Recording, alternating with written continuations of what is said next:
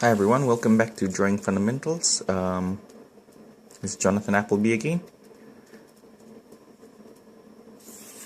So what we'll be looking at is we previously looked at the two different types of shadows, I believe. So, and we saw how to tell the difference between the two, between a cast shadow and a form shadow. And as I said, these are just the basics, so that's all I was showing. So that was video number 4, I believe, and this is 5, so I'll just put 5 there. And so here, what I'll be looking at is certain skills we need to know before we actually start drawing, so that when we are going through these videos and I say, you need to measure, you might ask yourself, oh, how do I measure something?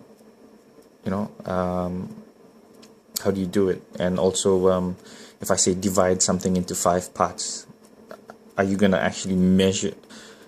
Is there an easier way of doing it? Because a lot of times, if I told you to divide, for an example, a line that is about 12 centimeters across, if I ask you to divide that line into 5 different parts, what would you do?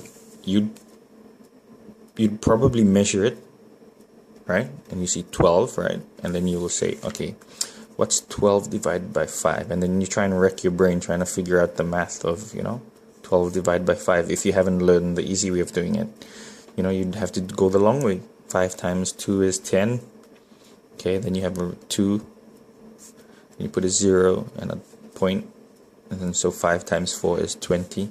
So I'll have to do 2.4 centimeters and go 1, and then try and add it in your head. 2.4 plus 2.4 is about 4.8. So yeah, okay, 4.8 plus 2.4 is about 7.2. And then it's a lot harder than other methods. So that's what I'll be showing you in this video. How to do these things, but how to do it easy. Okay, so first of all, dividing this line into 5 equal parts. Let me just grab a small set square.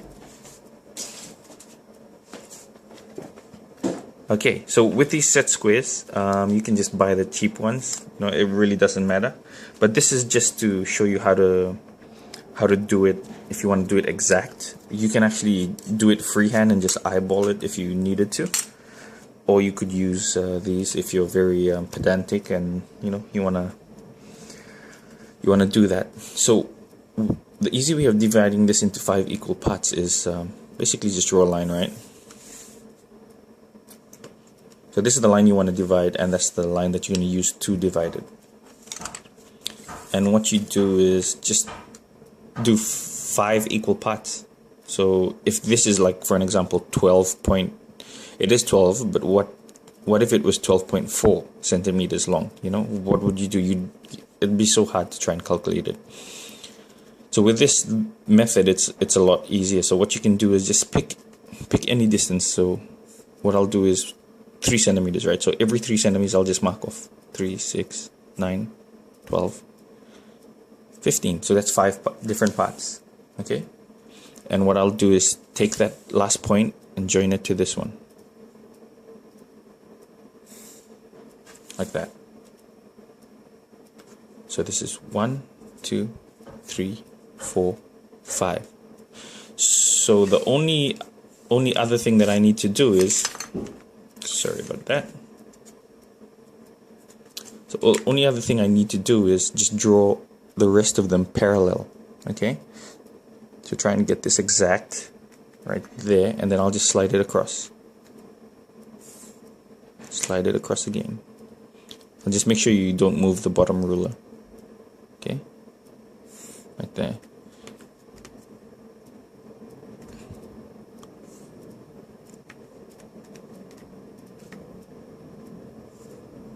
Okay, and as you can see, it's basically exactly where we had put the previous marks.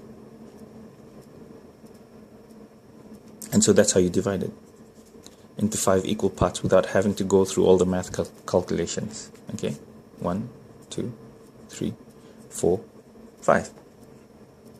And so practice that. Another skill to keep in mind is measuring the distance between two different points, trying to make sure that they're exact or at least close. So the way that you do it is use the tip of your pencil, right? Put it on the point, the end point, and then put your finger at the beginning point, like that. So you use that, like that, okay? And you can notice here that it's a little bit longer. So this one needs to move down just a bit, right there. So if we moved it down there, and then we did that measurement again, right there, okay, right there. There we go. So now we know this is the middle here.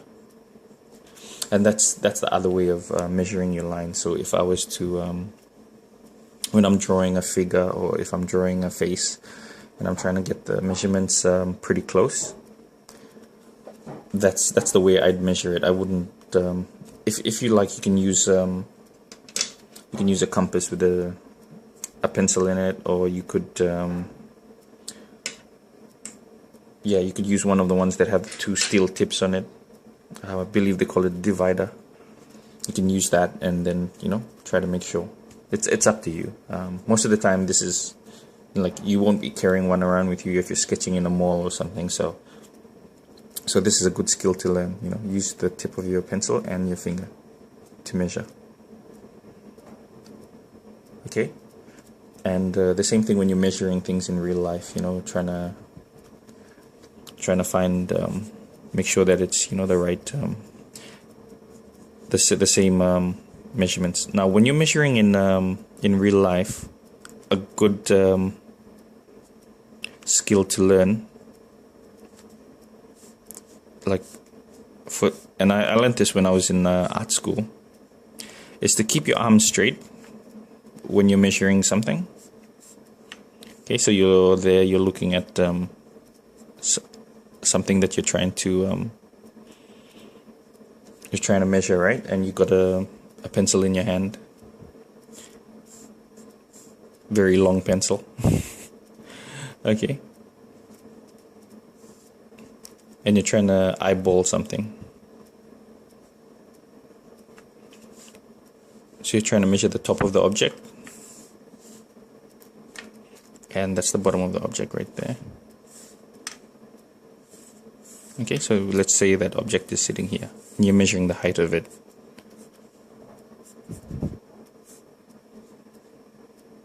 Okay, so keep your arms stretched out if you're actually doing that measurement. And for an example, if you're doing like traditional art and you're actually drawing on one of those easels on a book, stand in the same place. Don't move closer, don't move further away, just because it might be more comfortable. Just pick a spot where you're comfortable and just, even mark it in the floor if you need to. And so that's where you'll stand all the time, every single time you measure. And a lot of times what they'll do is they'll have it like that.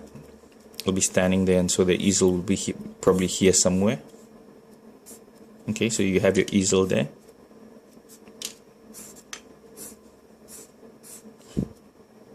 And the arm rests against the easel like that. But as I said, that's for traditional art. If you're not standing next to an easel doing that kind of stuff, you don't need to really, know this. But if you are, then this is a good thing to learn. Keep your arms straight and stand in the same place.